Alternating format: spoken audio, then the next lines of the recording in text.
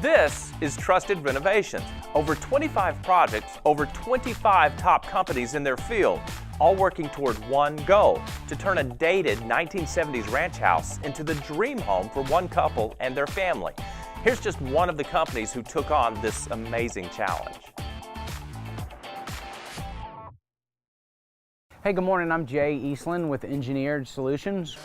The first thing that we're looking at doing is installing a couple of helical piers under these garage columns.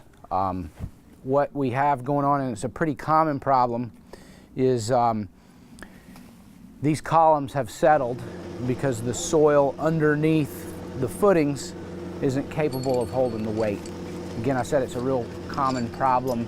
As a result of that poorly compacted soil, we get some settlement out of these columns. What we're going to do in terms of installation is we're going to cut out a section of this concrete and we're going to excavate to expose the underside of the footing this column is placed on.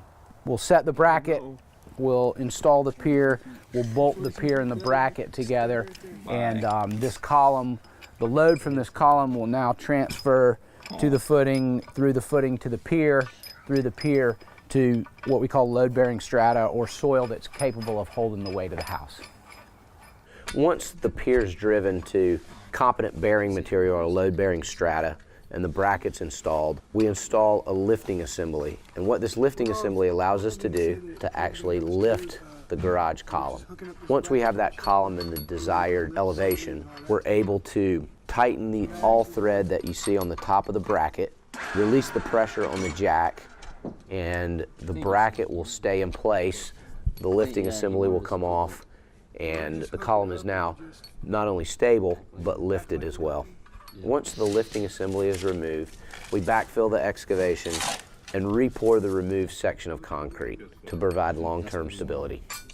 After a few weather cycles, the concrete will fade relatively evenly. You may be able to see it if you look really closely, but it really begins to blend after not too many weather cycles.